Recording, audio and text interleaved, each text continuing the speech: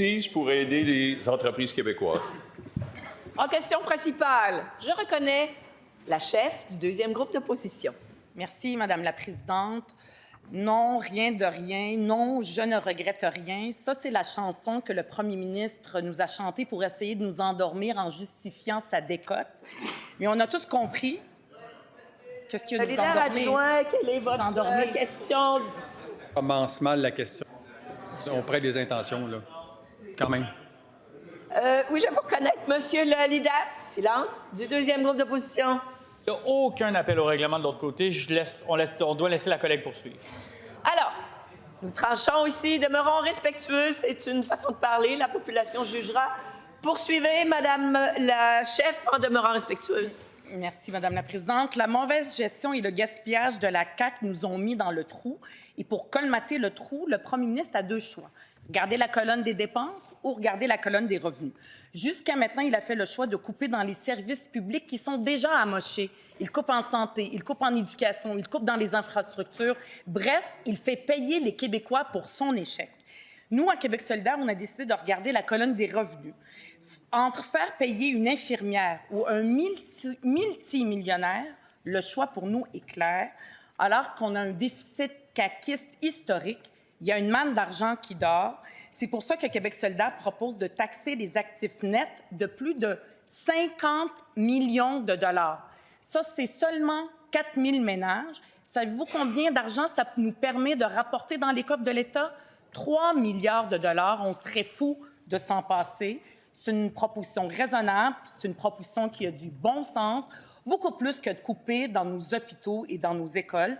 Est-ce que le premier ministre du Québec va avoir le courage d'aller chercher l'argent là où il se trouve, c'est-à-dire chez les 4 000 ménages les plus riches?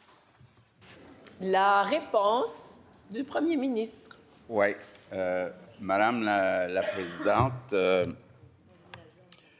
l'ancien co-chef, qui est député de Gouin, là, je sais qu'il a la tête penchée actuellement, avait demandé à Québec solidaire de faire un virage pragmatique. Or, la preuve ce matin que tout ça est oublié, c'est la question de la nouvelle co-chef de Québec solidaire qui nous dit qu'il ne faut pas regarder pour réduire la colonne des dépenses, il faut regarder pour augmenter la colonne des revenus. Donc, Madame la Présidente, on revient aux taxes oranges. On s'est rendu compte que le député de Gouin, l'ancien co-chef, avait arrêté de parler des taxes oranges. Mais là, la nouvelle co-chef vient nous dire qu'il faudrait taxer plus les riches. C'est comme ça qu'on va relancer l'économie du Québec, qu'on va attirer des investissements au Québec. Donc, arrêtons de couper dans les dépenses, arrêtons de couper dans la bureaucratie, concentrons-nous à augmenter les impôts et les taxes. Donc, le plan de Québec solidaire, c'est un Québec qui serait plus riche en pauvres et plus pauvre en riches. C'est ça que propose Québec solidaire. Nous, on pense que ce n'est pas une bonne idée. Un peu comme le député de Gouin, d'ailleurs. Première complémentaire. Franchement, Madame la Présidente, 50 millions de dollars. Savez-vous combien ça prendrait un Québécois moyen sans faire aucune dépense pour accumuler 50 millions de dollars? Ça va lui prendre 1300 ans. 50 millions de dollars, ça, c'est 0,1 % des Québécois, c'est 4 000 ménages. Moi, je demande au premier ministre d'être raisonnable, d'arrêter d'être dogmatique, puis de tout le temps couper dans les écoles et les hôpitaux.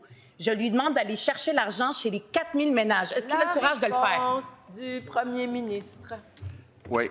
Bien, Madame la Présidente, depuis 6 ans et demi, on a augmenté le budget de la santé de 52 %. On a augmenté le budget de l'éducation de 55 %. On a doublé le montant annuel des infrastructures. Madame la Présidente, le parti des taxes oranges, là, on va laisser ça à Québec solidaire. Deuxième complémentaire. Madame la Présidente, le premier ministre nous a mis dans le trou 13 milliards de dollars de déficit.